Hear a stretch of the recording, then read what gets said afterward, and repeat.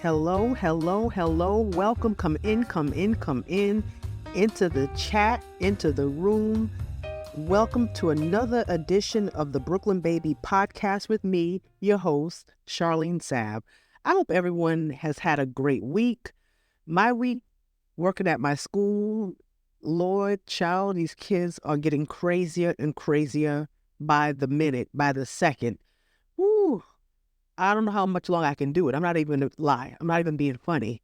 It's something that me and other people in my profession talk about almost on a regular. It's become too much. I love what I do, but there's so many layers that come with it, and it's not always just the kids. That's a whole nother podcast episode. In fact, that's a whole book. That's another book I need to write and publish. Anyway, today's topic is one near and dear to me, and is parenthood. Parenthood, parenthood, parenthood. I've said it many times. You know my history, my life, in the fact that I always mention my son. Always. That is my heart. That is my pride and joy. I don't care how old, how tall he gets, which he shouldn't be growing anymore. It's at 32 years old. Big 6'5", former football, basketball player. Everyone who knows me, and you're around me long enough, or you come to my classroom, you come to my home, pictures of Michael are all over the place. That's my baby. I don't care how grown or whatever. Even though he has his own house and lives on his own, that's my heart. So this issue, parenthood, comes from the heart. None of my podcast episodes I have to write down, because if it comes from the heart, you don't have to write it down. And I also mentioned his child, my beautiful granddaughter, China, as well. And I'm not even being funny. You know, people say, my beautiful son, No, my son is really beautiful. And my granddaughter, she's gorgeous. I'm not even being funny. I know that I'm just honest, but everyone says, my beautiful, and come on. My child really is beautiful, and my granddaughter really is too. Thank the Lord, thank you, God, for blessing them in that respect. And just being, I'm just so happy that he's a good human being as well. I'm not saying anyone's perfect, but he's a great human being. Because you want the inside to match the outside. You know, you could be as beautiful as you want to be, on the outside. My mother used to always say, God rest her soul, the prettiest snake in the garden is also the deadliest. So I'm just grateful to God that you blessed me with one shot to get it right, and you blessed me with a nice, beautiful inside and outside human being. My one shot at parenthood. So anyway, parenthood. You know, it's something I would never take back. It's something that no one can take away from me. That whole process of being pregnant, birthing, raising a child. It's something that, when I got pregnant, I was 19 years old, sophomore, sophomore year at the University of Virginia in Charlottesville. I met my son's dad, Charlie. That's cute, Charlie and Charlie. In fact, through an ex. Yes, I met him through an ex. What happened was, okay. Full transparency, full disclosure.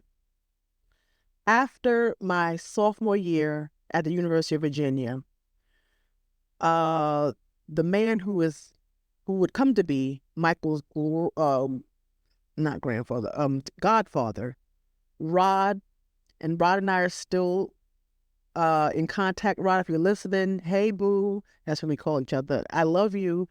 He's a successful doctor in Florida, honey, successful.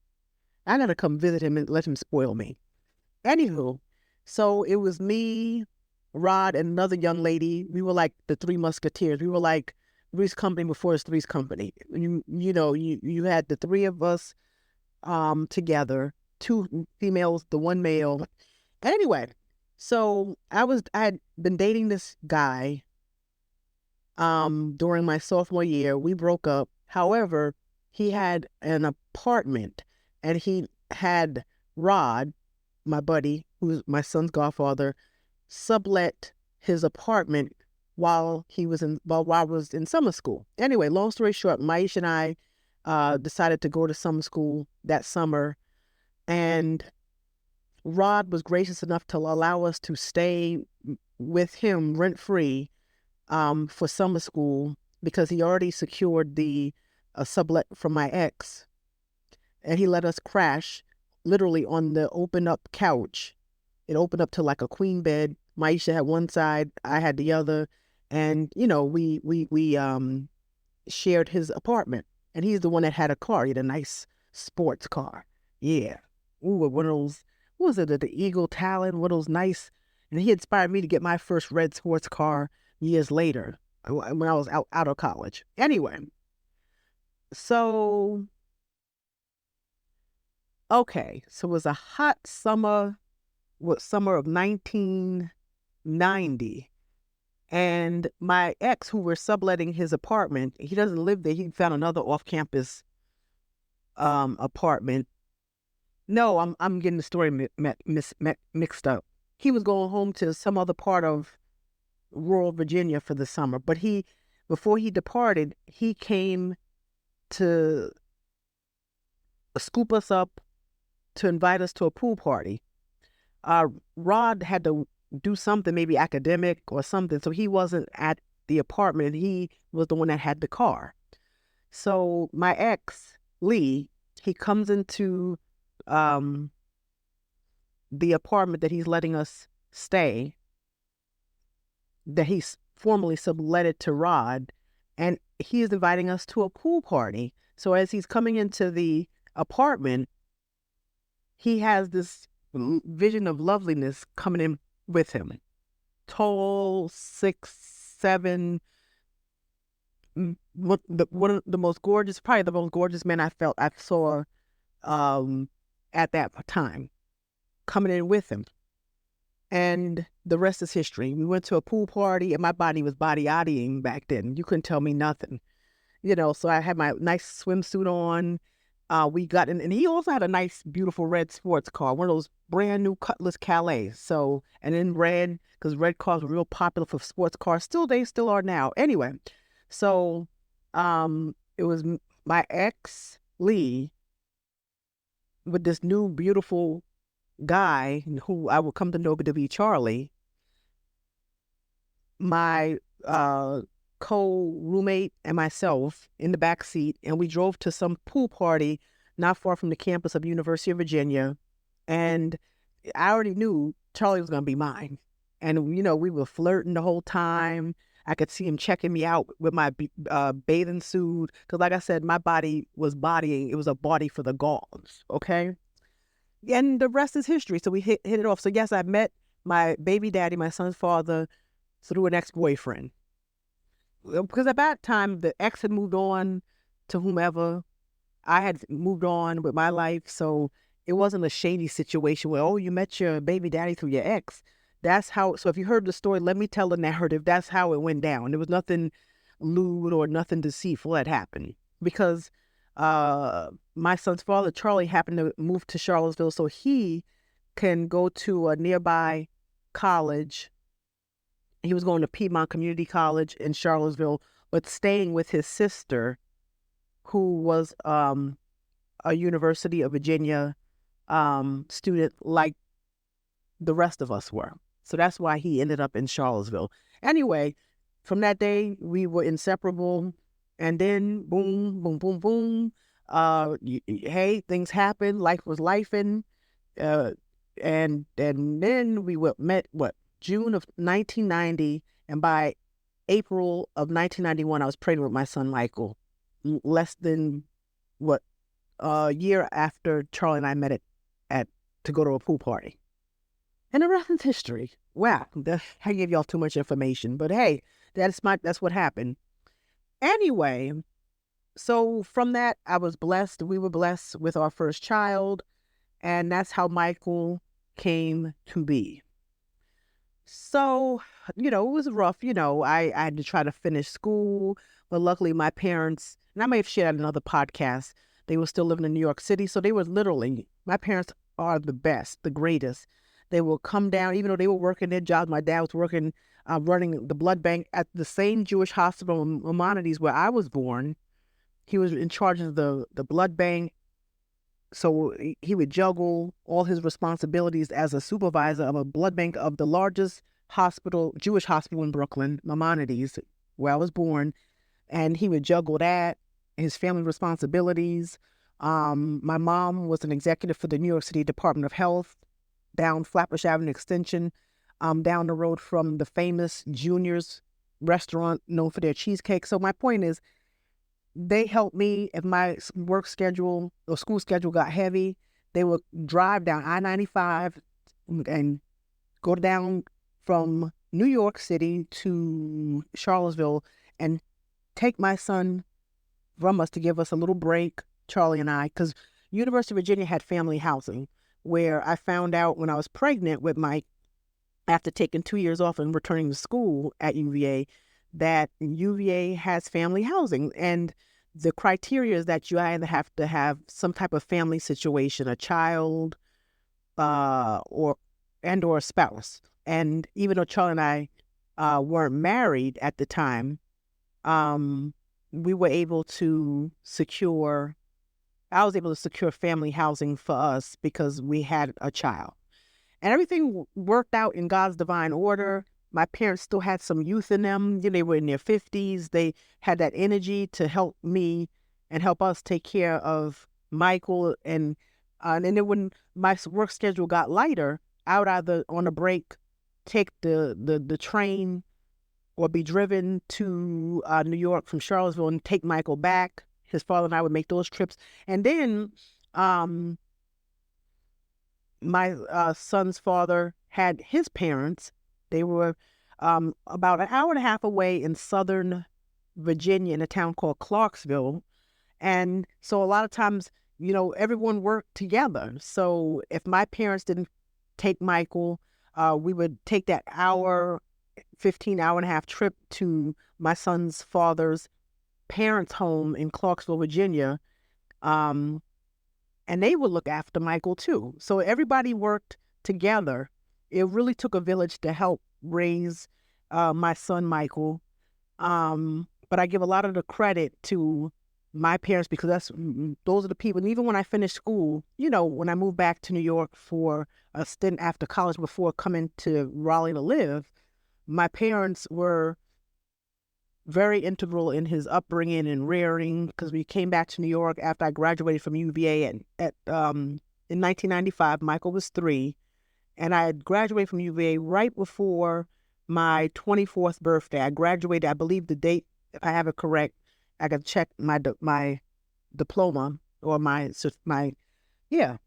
sheepskin, May 21st, 1995. That was the date. It should have been a Sunday.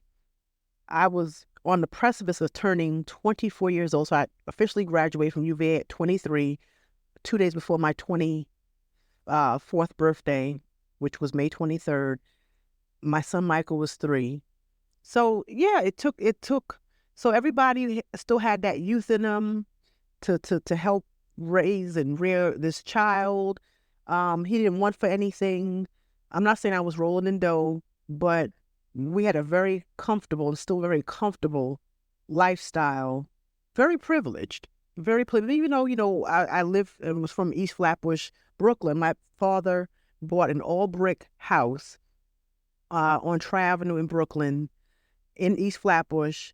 And it was rare because, it was not attached. And in the back, you would turn off the road and go down a long driveway that was in between our house and the neighboring house. And when you go down that driveway after turning off Troy Avenue to go into the back part of our house, there was a garage that was not attached to the back of the house. And my dad actually had a garage, at the back end of the driveway, which was very rare because people are like, oh, you lived in New York and your parents had a car, which is rare for a lot of people, and a driveway. Yeah, and the driveway was not attached to the house. And Yeah, yep. So my point of saying that is to say, very privileged lifestyle. Michael never wanted for anything, and I credit a lot of times, as a young parent just finishing school, and at one point in school, you know, my money was funny. So, my parents, great jobs, would supply all of me and Michael's needs. Of course, his dad did his part, but my parents, I credit them. They are the real MVP. And it worked out because across from the New York City Department of Health location where my mother worked on Flatbush Avenue Extension, right before you get to the Manhattan Bridge, there she realized there was a little nursery school called the Duffield School. And I remember my mom told me that um, she just went there, spoke to the manager, told the situation was I have a grandchild who sometimes is going to be in town, sometimes out of town because his mother's in school. I work right at the Department of Health you can see the building across the street, off a little down the road. And she was at the woman's mercy. Do you have space for my grandchild on times when he's in town? That, I think her name was Miss Diane. If she's still alive or not, God bless her. And if she's not still here, God rest her soul. She was an angel. She told my mom, "Yes, we'll accommodate your grandson. We're not going to have you go through the application process. Miss Sav, we go through. We have a sliding scale fee. You tell us how much, if anything, that you feel that you can pay for his tuition. I'll let you decide how much you're going to pay me." And can you believe that in New York City in right around what 1992, 19? Well, Michael had to go to school. They accepted kids at 2.5. So he was born in January 11th, 1992. So around 1994, she had this conversation with Miss Diane, the director.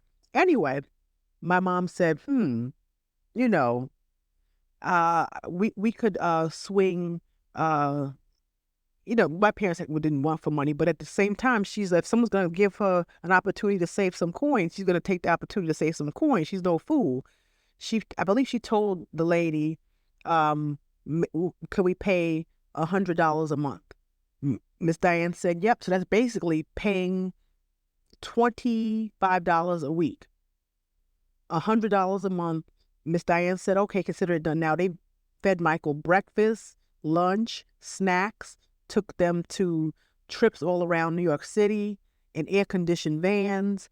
The place was beautiful, immaculate, and Mike still has a great memories, and he ended up being his teacher's pet, Miss Petway's pet. Her name was Miss Petway. It was just a glorious experience, but again, it was God's divine timing. He was meant to be here. So that's a little history of that. And the school was literally like my mother could go from her job to check in on Michael and get there. It was like a literally a 30-second walk from her job to the Duffield School down the road. It was a blessing. And my dad would drive my mom to work with Michael, and then he would drop them off, drop my mom off at her job, and then she would bring him up to her office. Usually they had a nice breakfast for Mike. Usually he would stop at McDonald's or a homemade breakfast and pack it up for him, and he would eat in my mother's office until the Duffield School opened up later on that morning around 8:30, 9ish. But my mother would arrive at her job like around 7:30, 8 o'clock. She would chop it up with Michael.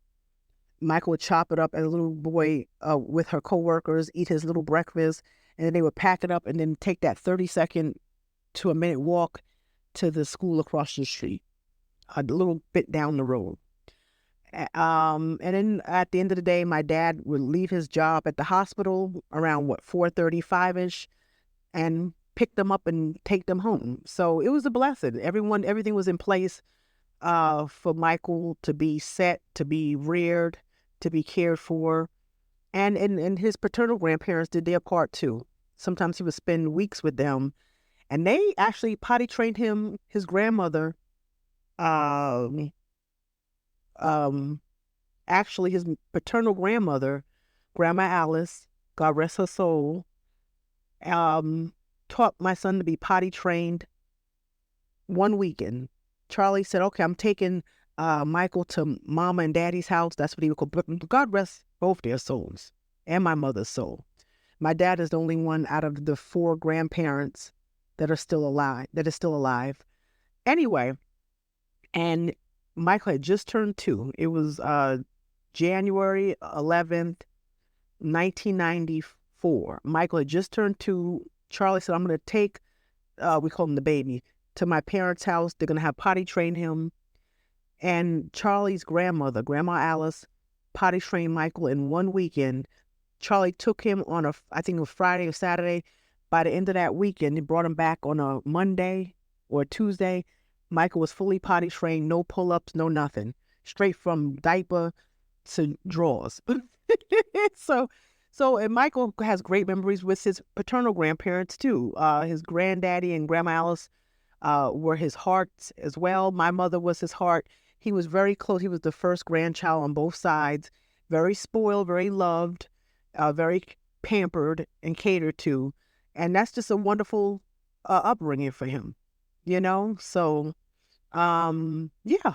I love Michael's grandparents on both sides, my parents and his paternal grandparents. And, his father and I, were together. We had off and ons, but we were mostly on and off. So he was my college sweetheart.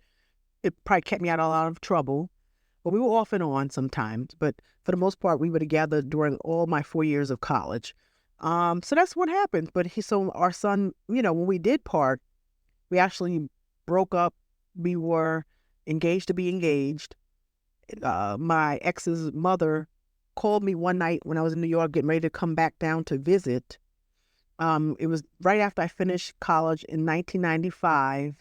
So she and I had a conversation one night in June. I was due to go back to not Charlottesville, to where they're from, Clarksville, with Michael, to see where we wanted to live. Ironically, we were going to look at the Raleigh-Durham area because my ex had a sister and her man was living there.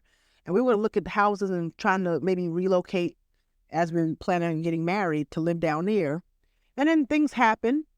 But before things happened, his mother said, I'm going to give him X amount of thousands of dollars. He's going to pay me back. And he knows what kind of ring he's going to get you. So, yeah, we were engaged to be engaged. And then something happened on his part, and I broke the engagement. So, yep. And that's how we broke up. Yeah, but anyway, with what I'm trying to say is that Michael doesn't have any recollection of the breakup between his dad and I. And they have their own special relationship as father and son. They travel together out of the country, in the country. And that's a blessing. He and I, me and his father had situations, but that's my boy. That's still my boy. That's my dog. And we're still cool and tight. And everyone looks at all like, wow, y'all, that's your ex and y'all cool like that. And yeah, we're cool. He's dating someone, whoever the woman that he's dating at the time, whoever that woman of the month or day or year is, or whoever, she could come to family functions. And, if I'm with somebody, that person will be welcome too. Yeah, I'm sure. So it's not like that, But yeah, parenthood, I gave you a long anecdotal story, kind of off topic, but it's a wonderful thing. I said to myself, if I might mess up other things in life, but I made a vow to myself when Michael was born, that's one thing I don't want to mess up. I don't want to mess up and missteps in the raising and rearing of my child. One of the most compelling things Michael said to me, we were driving down the highway, and I remember I had my red Mitsubishi Eclipse, that first sports car that I acquired shortly after moving down to Raleigh from New York. I acquired that car December of 1998. So later on, as years progressed, Mike and I were going somewhere, or maybe it's when I had the silver eclipse a couple of years after that. Anyway, Michael was about what, 9, 10, and we were listening to Kanye West CD, and there was a song Michael wanted me to listen to, because that's when CDs were in cars and CD players. It was called Hey Mama. And there's a part in which Kanye says, hey Mama, can't you see, because you never put no man over me, something like that. I love you, Mom, and you never put a man over me. And my son turned to me, and I think that's in my first book. And he said, Mom, this part of the song makes me think of you because you never put any guy you dated ahead of me. And I was like, wow. And I'm flexing. I tell everybody that when we talk about parenthood, because I could say with my chest, I stood on business when it came to raising Michael. I play about a lot of things, but I don't play about my child. I get real serious when it comes to him. But for him to say that at around the age of 9, 10, 11-ish, that was profound, prolific, and it made my day, made my whole life. Parents, don't put people ahead of your children. Not just the women, but men do it too. Just take your children seriously. Don't put anyone ahead of them. Be careful who you have around them. I probably will have another podcast episode with Parenthood because I kind of gave you all a lot of personal stories with this one, but I want to explore, maybe talk about this subject and topic more. But yeah, take it seriously because you only get one time to rear a child and raise a child, and you only have one opportunity to get it right. And protect your children. Be careful who you have around your child. Don't leave your child with just anyone, family or not. You can't even trust. Some people can't trust family. So yeah, that's my truth, and I'm sticking to it. No, but anyway, I hope you enjoyed hearing this episode of the Brooklyn Baby Podcast. Until next time. Stay safe, stay blessed, stay positive. Bye.